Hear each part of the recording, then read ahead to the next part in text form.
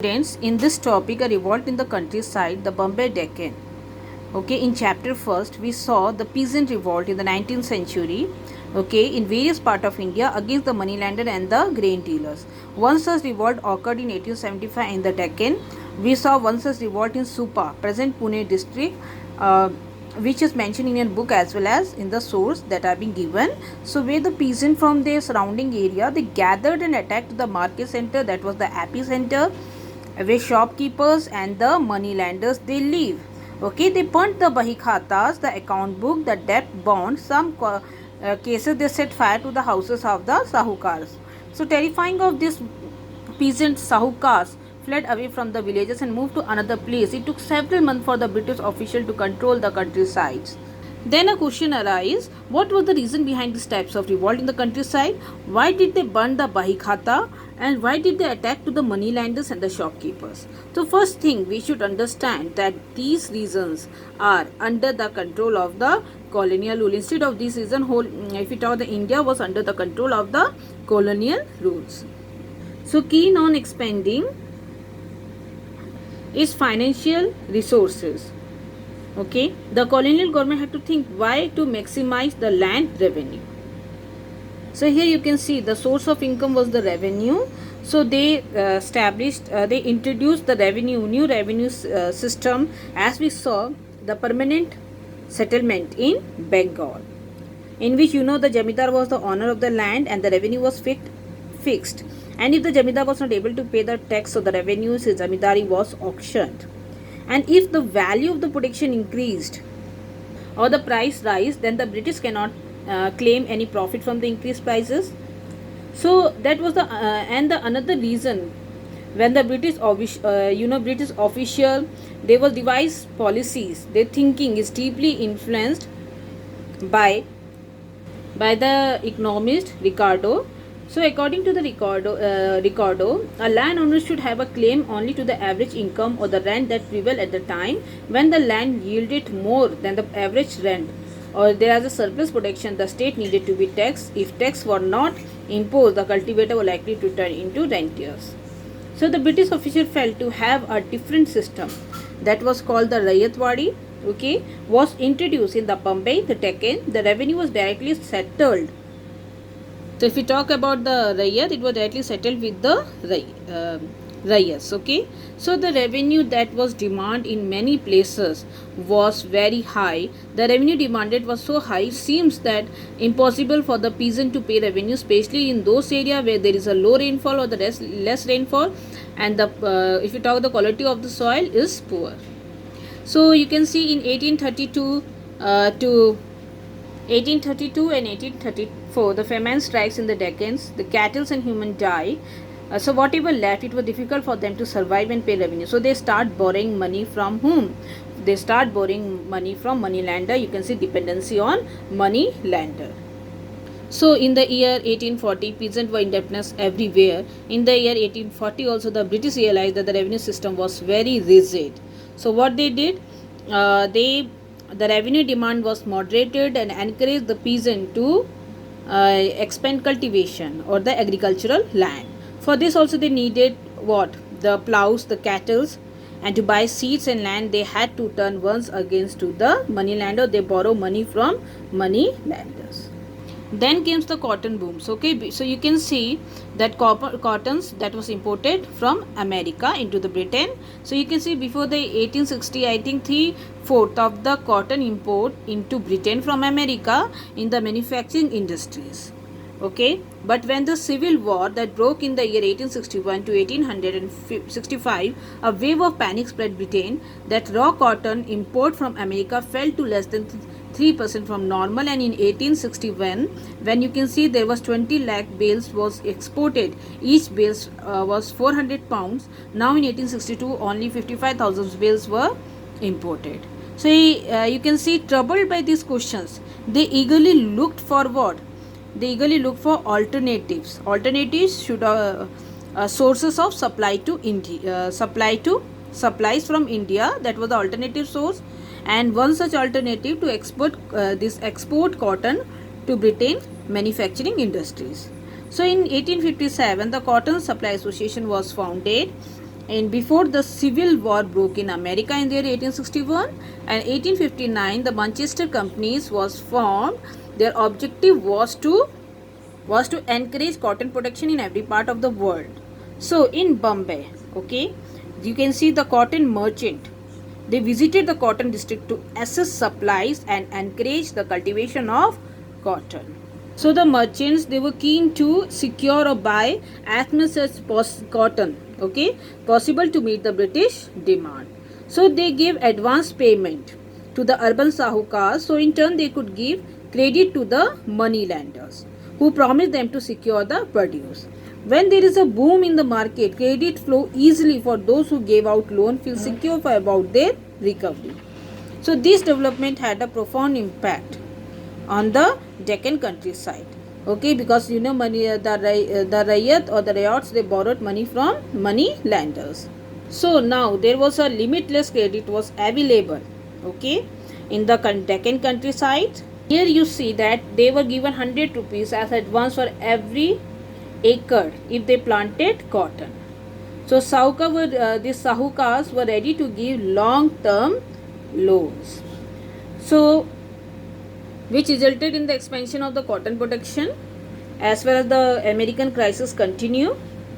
Okay, but these booms did not bring prosperity to all cotton producers. As you can see, the rich peasant did gain profit, and large majority of the rayats or the rayats, the cotton expansions means heavier debt. So during the times of the market boom, cotton merchant in India had a vision of capturing the world market to export raw material.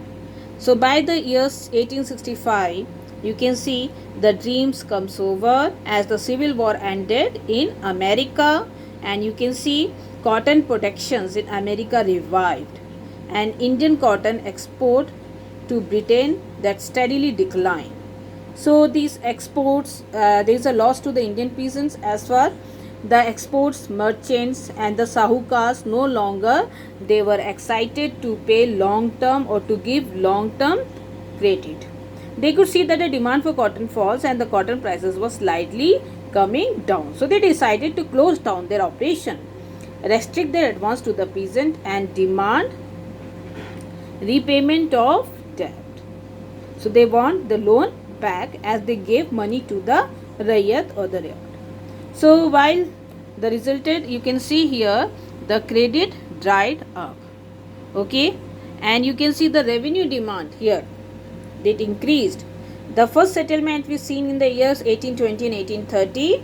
It was a time for the new settlement. In this settlement, the demand revenue was increased dramatically from 50 to 100%. And how could the Rayat they played this inflated demand at a time when the prices are falling and the area of cotton you can see was disappearing. So they had to turn to the moneylender again, but the moneylender now refused to pay to give them loan. So he has no longer confidence that the Rayat could pay it back. So here you can see the experience of injustice. So the refusal of moneylender, okay, to extend or give loan to the Rayats, what infuriated them was not only they were got deeper and deeper into debt, but the moneylender were insensitive towards their conditions. Okay, so here you can see the moneylenders were violating the customary laws. When we talk about the experience of injustice, the another injustice they experience is the violating of the customary norms of the countryside. So what was their interest charge should not be more than the principal or the actual amount. So under the colonial rules, you can see the norms broke down. In one of the many cases investigated by the Deccan Commissions, the moneylender had charged over rupees 2000 as interest on a loan of rupees 100. So now the Rayat or the Rayats saw moneylenders to be devious and deceitful. They complain you can see they complain of moneylender manipulating law and forging accounts. So there is an example, okay, of a petition from a Rayat of the village of Miraj Gaon, Taluka Karzat, to the collector of Ahmednagar. It is mentioned in your book, source number 9. Okay, so that how this Sahukars were oppressing them for many days. As we cannot earn money for day-to-day expenses, so we are compelled to take money from Sahukar for clothes and grain. The clothes and grains were sold to us not at the cash rate, but we have to pay more than 25% to 50%. Then the demand for customer making ready payments. So the produce of the field taken by them, and they assured that they will add the price in Bahi Khata, but in real it is not mentioned in Bahi Khata. They refuse to pay receipt. So in 1859 the British passed a limitation law, okay, that stated that the loan bond signed between the money lenders and the Rayat would have validity for 3 years. The law was made to check or control the money lender to take the interest over a time for a particular period of time. So here you see the money lender, they manipulate the law. So they sign a new bond, okay, in every 3 years. So when a new bond was signed, the unpaid balance and the interest was entered as a principal amount. So in the petitions that the Deccan Riots Commission collected, Rayat described how the process worked, as you can see in the source 10, okay, in your book. So here a Sahukar, it lent his debtor rupees 100 on a bond at 3 to 2 annas percent per month that he will pay within 8 days, and he signed another bond so that he could give payment. He add the interest and the principal amount to be paid within 3 years, okay, and 125-day times were given to liquidate the debt. So after 3 years 15 days he signed a third bond, and this process is repeated. At the end of the 12 years, his interest on rupees 1000, okay, amount to rupees 2028, 10 annas and 3 paisa.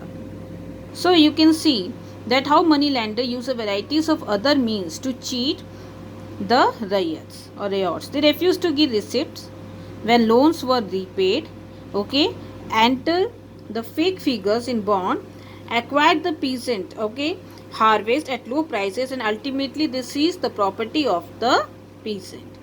So here you see that these documents and bonds have become the symbol of the oppressive system. The British, however, were suspicious of transaction based on informal understanding, as was common in the past. So the terms of transaction should be clear and easy to interpret and categorically stated in contracts. Deeds and bonds to be regulated by law. Over the time, the peasant also understood that the miseries of their life is due to the bonds and the deeds.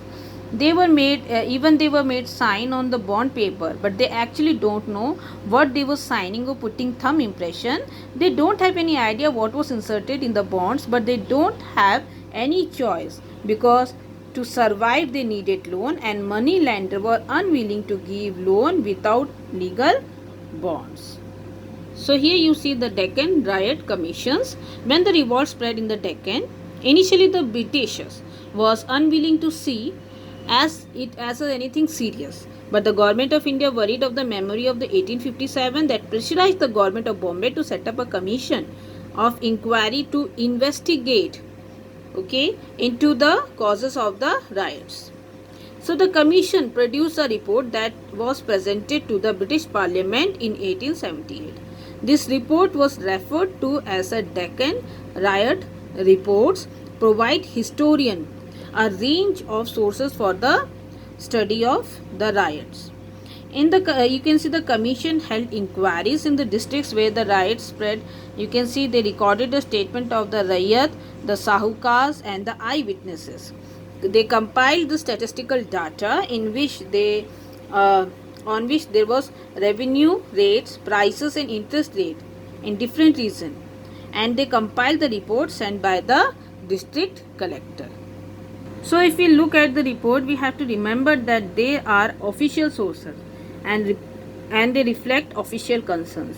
So the Deccan Riot Commissions was specially asked to judge whether the revenue demand was the cause of the revolt, and after presenting all its evidences, the commission reported that the government demand was not the cause of the peasant anger, it was the moneylender who were to be blamed for the cause of the revolt. So this show the government was not ready to admit that the popular discontent was not due to the action taken by them. So here these official reports are their invaluable sources for reconstruction of history, but they have to be always read with care and compare them with the evidences clue from the newspaper, unofficial accounts and legal records. So here student, we finish the chapter.